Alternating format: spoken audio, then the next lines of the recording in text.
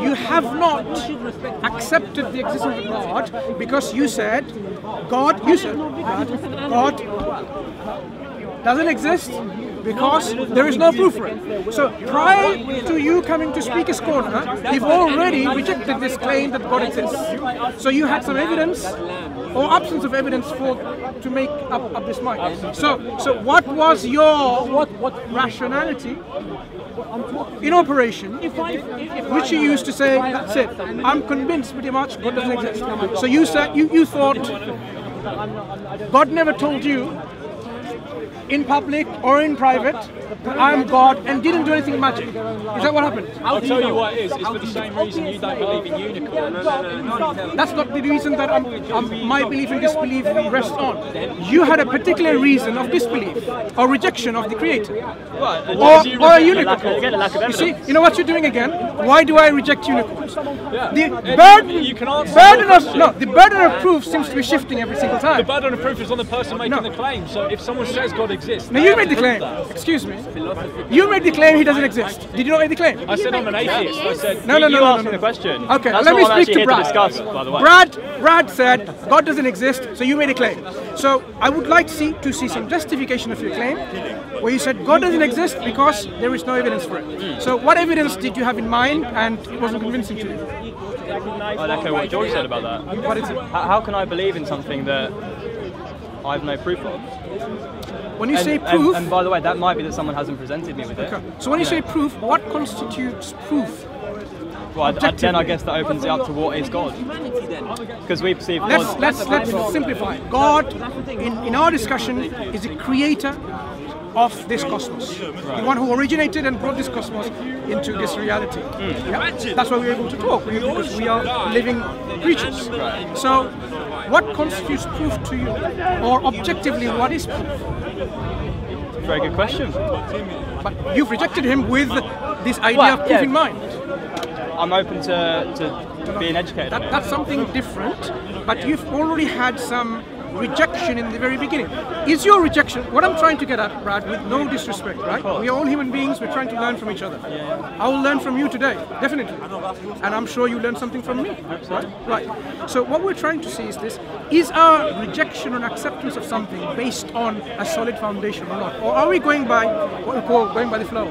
Everyone's believing or disbelieving in something and we are just joining the bandwagon. Remember, many people believe in evolution or disbelieve in evolution, but if you ask them, have you researched it enough to disbelieve or to accept it? And you'll find that the vast majority of the people, they haven't. Yeah. So they've just, followed like a sheep, right, believing in it.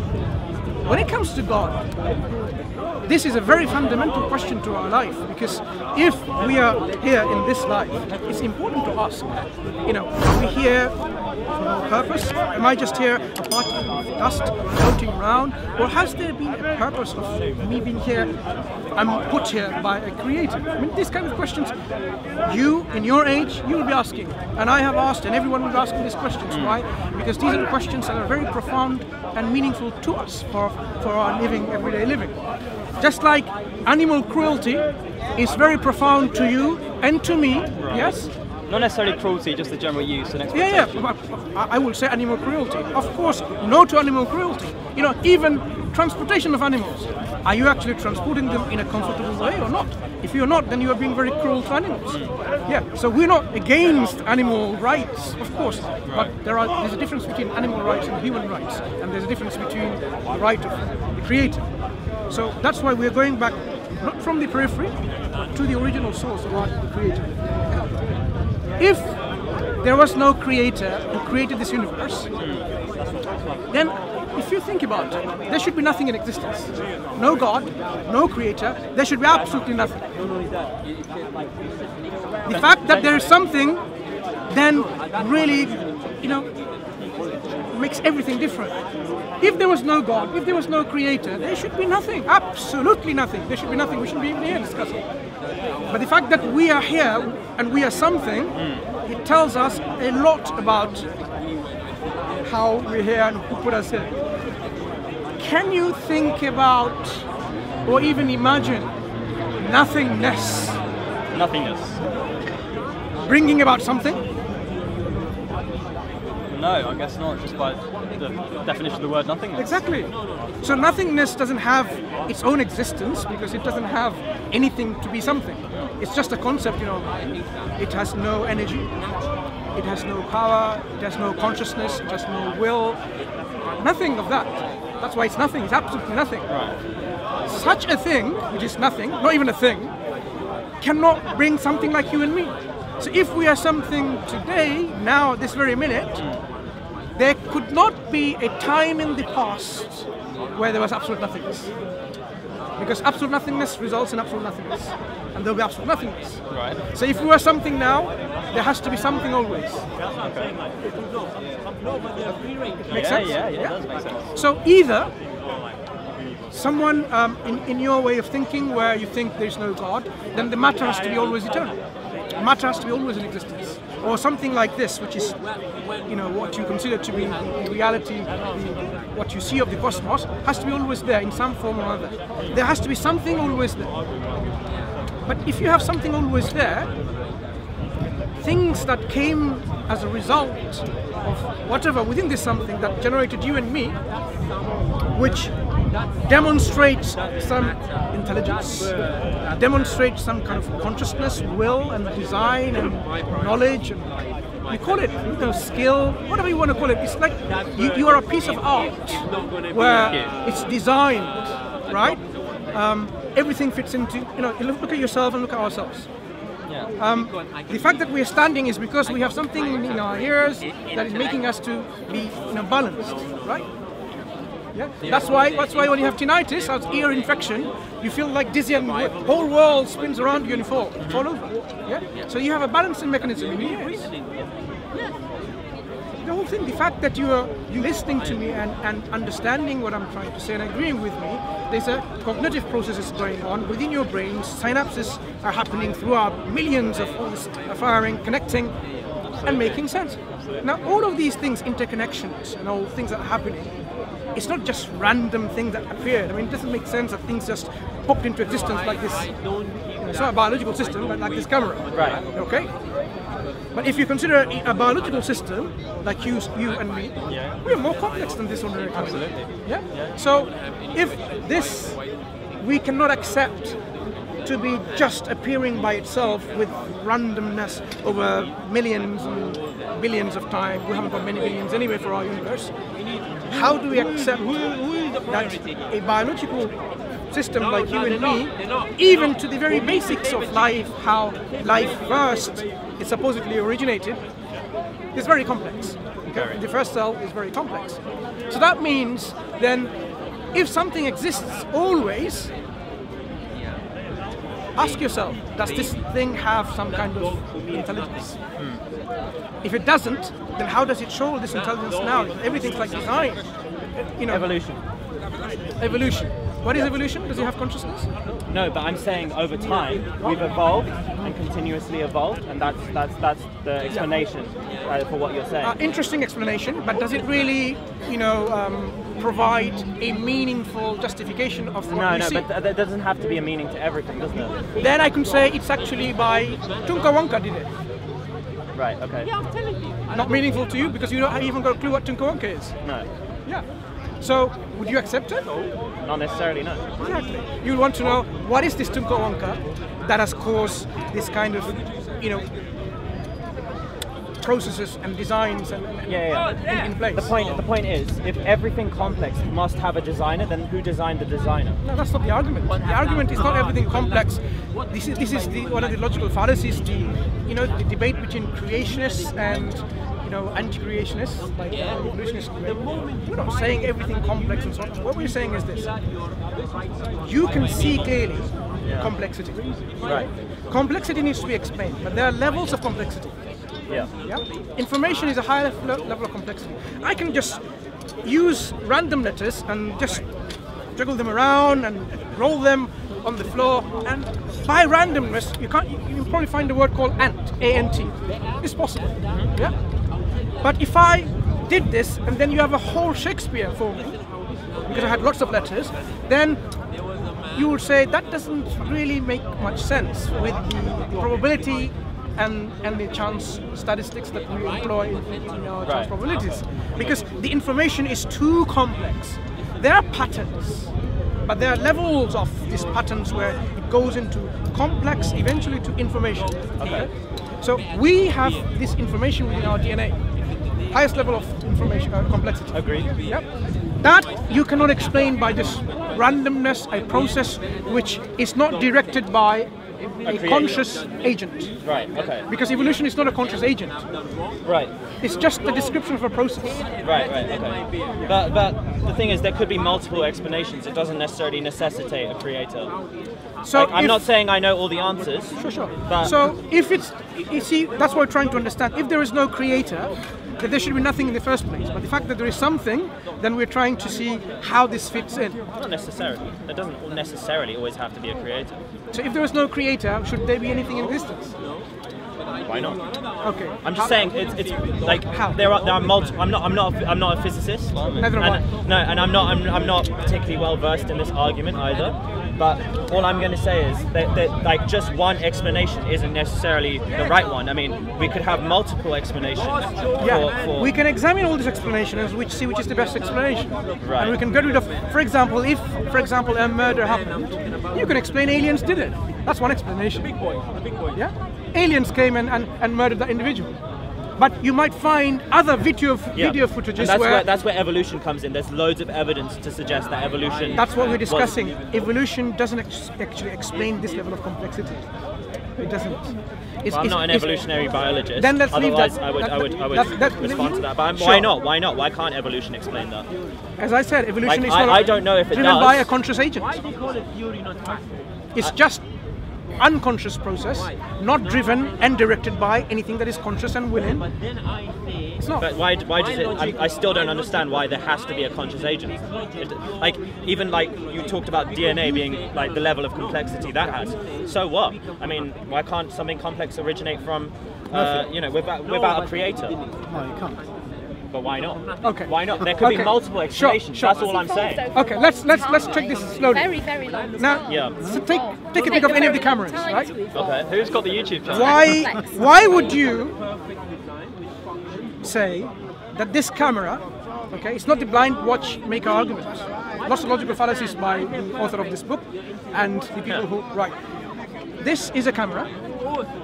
Why can't this camera, by unconscious processes, come to be over millions of years in this form?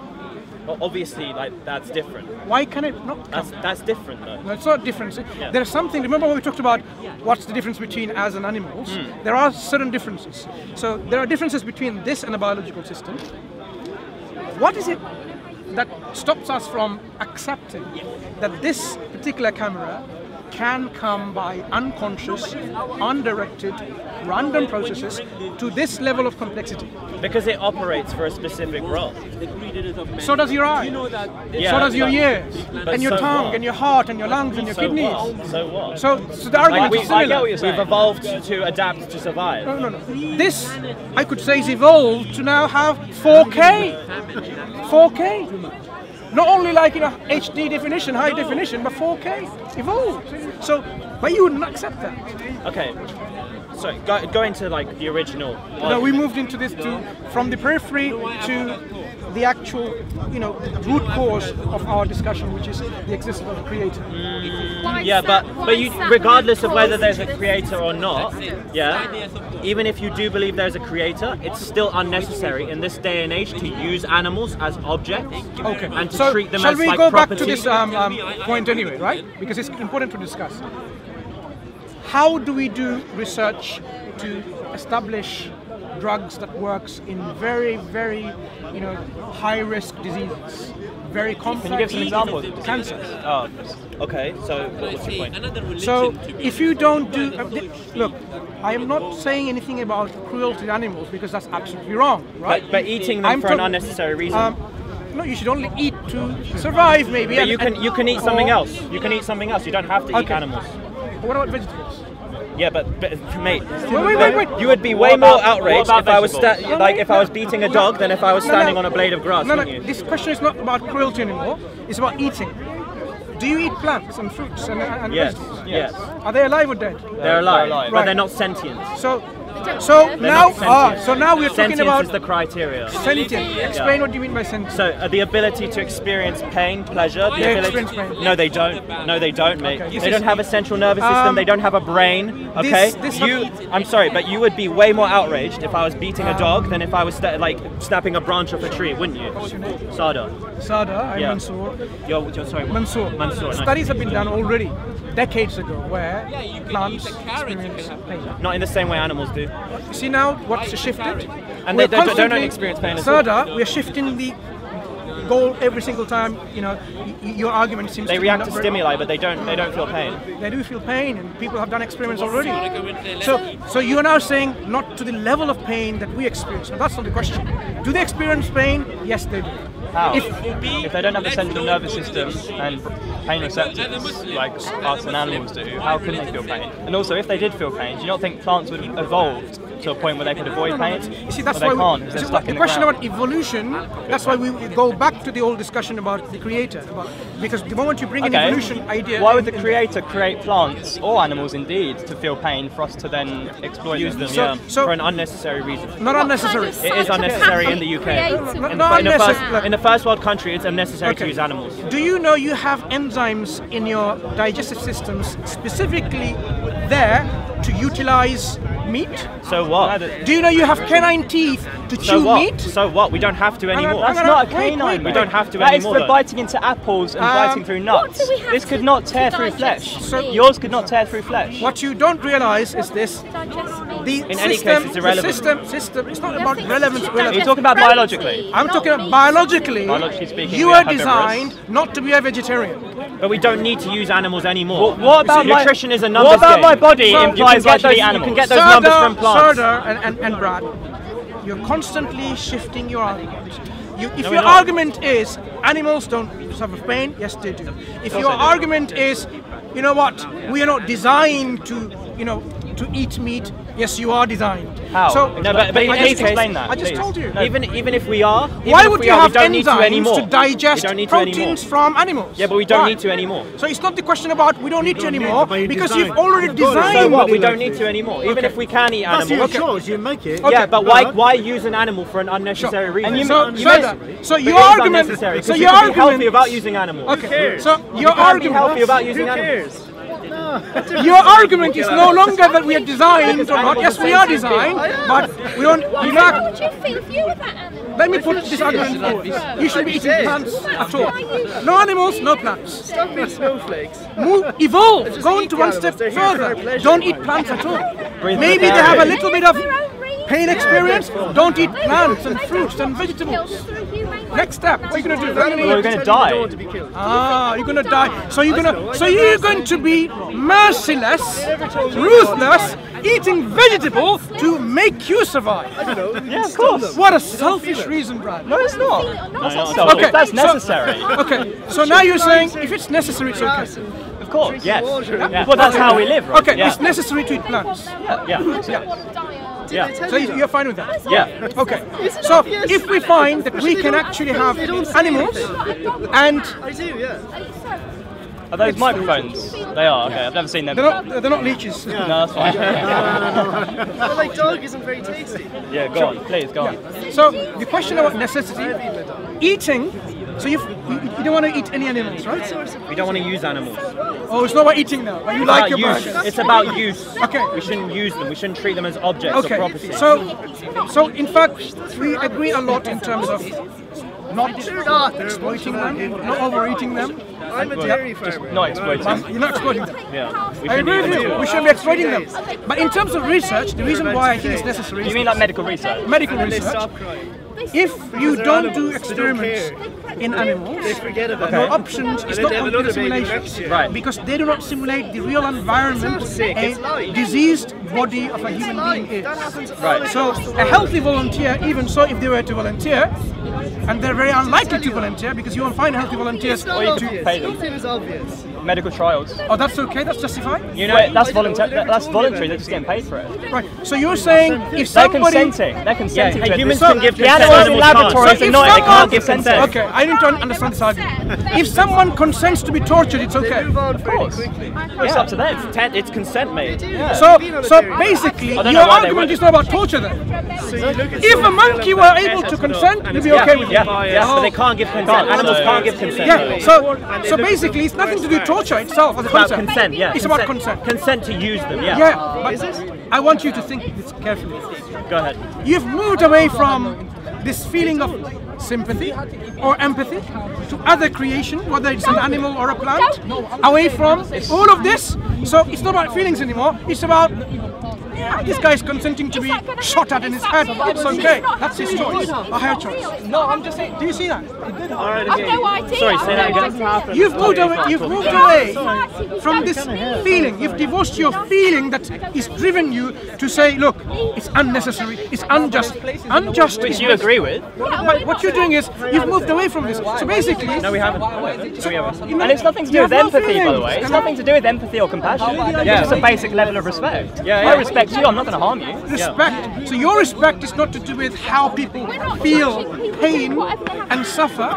Your concept of respect is as long as they get paid and they're consenting, that's okay. Yeah. That's totally up to them. So, Yeah, it's nothing to do with them. so now that's all. Now you're saying is it's all about greed. It's all about money.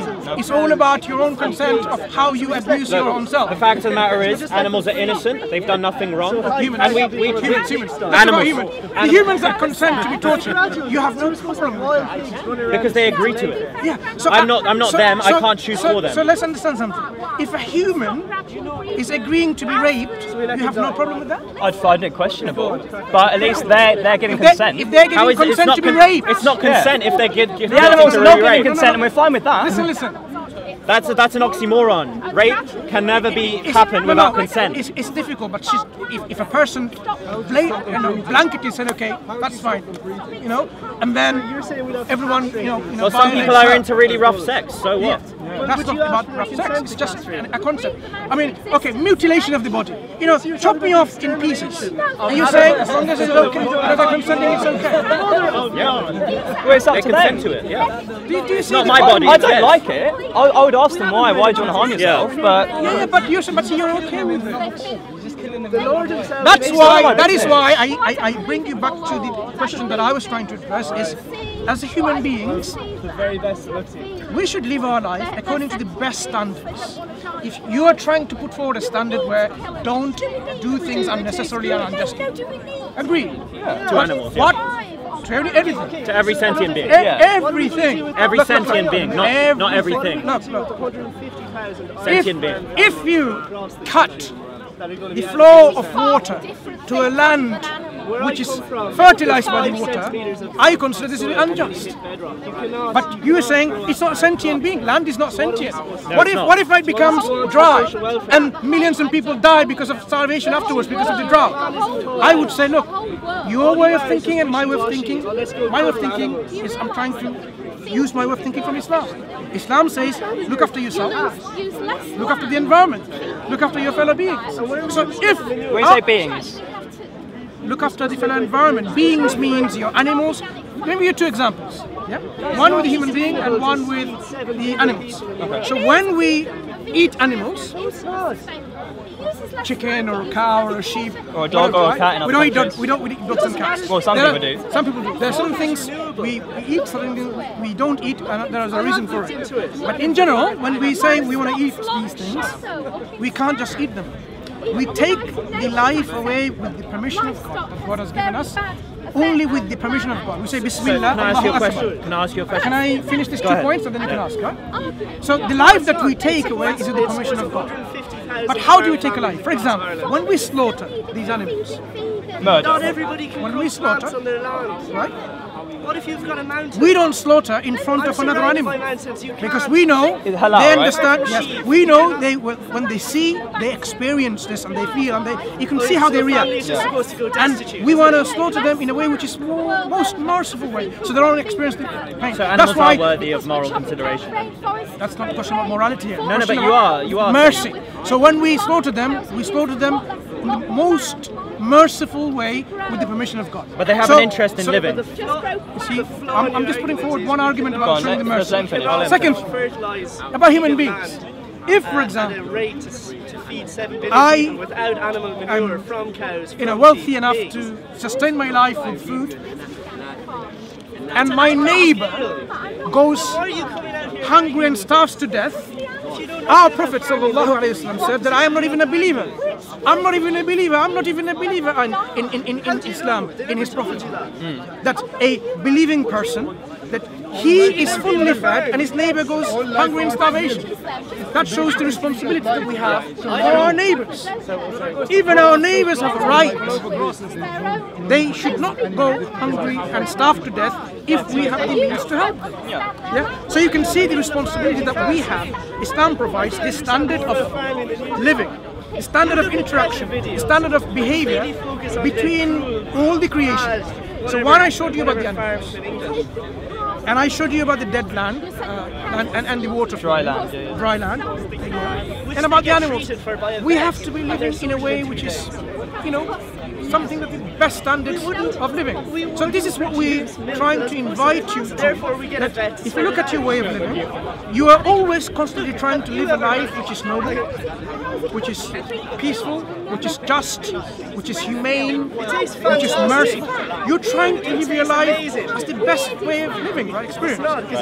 These living standards can either come from our experiences, and we make errors in our experience as we learn, or it can come from God through His prophets and messengers. What we are saying is, God the Creator has given us the standards of living throughout the ages, through the prophets and messengers, and the last prophet being Prophet Muhammad ﷺ, so that we can perfect the nobility of our character. And this is what Prophet Muhammad ﷺ was raised, one of the main reasons. He says, I'm raised to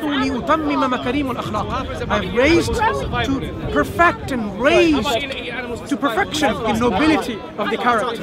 You are noble, but you can perfect the character of yours. And this is what Islam does. Islam is not about, you just have some kind of cultish living. It's a living where it's the best way of living in relation to your Creator and your purpose. So you're fulfilling your purpose, and you are. Excellent question. What is the purpose of your lung? My lungs, to breathe. Your ears, balance and hearing. So we have purposes. To live? Is that what you're saying? No. What is the purpose of every organs of your body seems to quite clearly have functions and purposes that are not set by you and me. As a whole, what is the purpose that is not set by you and me? The purpose is not set by you and me, but set by the Creator. It has to be something that we haven't set. So we need to know what it is. So ultimately, Technically it's to breathe. Technically it's to breathe. what if someone's sterile? They have no purpose in life? No.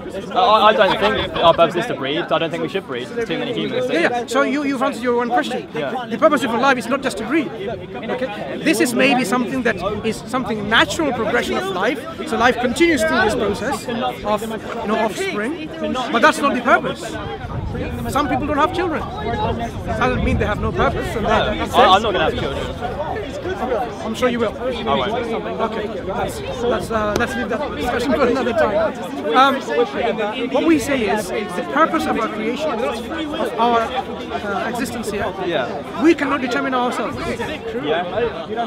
Because all of our determination is subjective. The only way we can know is when the Creator tells us what's the purpose of our creation. So in the Quran, our Creator tells us the purpose of creation is to worship. How is it only way to know something? Worship our Creator. I need to like to know how is the only way to know how we are created.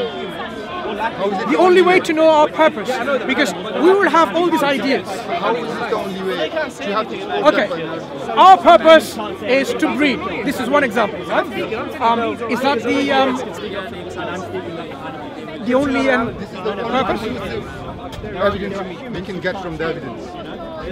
Apart from Is that the purpose? No, this is the only conclusive purpose of life, not just our life, the whole life. I'm saying this is just a process. True evidence. But that may not be the purpose. That's how it is. What other purpose? Whatever other purpose there is, there has to be an evidence for it. Otherwise, there's no need to believe in it. Absolutely. But what I'm saying is, life progresses through this procreation. It seems to me this is how the system is of life. Animals to procreate. It's already built in. It's already built in. Natural processes, right? But it's not the purpose. If something is already built in, it doesn't tell you what the purpose of this living is. Well, that is the reason it's built in. Because this is the only reason it's built in, so that the life can survive. For what reason? Exactly. Just to survive. No. Just to survive is not the reason. Survival is the process. You know what, I think I'm going to let you two carry on, okay? Have you read the Quran? I have not. Can I read it online? You can read it online. Okay. Is it obviously English translation? English translation available. Read multiple translations. So what you will see is, if you read in a topical way, what's the concept of God? Our purpose is how we should be living. Prophets. What happens after we die? Is that the end of it? Is there such a thing called justice? And if there is there such a thing called hellfire and paradise? If you understand these concepts first, about God, about the role of prophethood, about the hereafter, and your purpose in this life, you will see that you will find a direction. And next time we talk, we can have a discussion on that. Okay, Brad? Mansur? Yeah, take it. What's your name? Najib. Najib.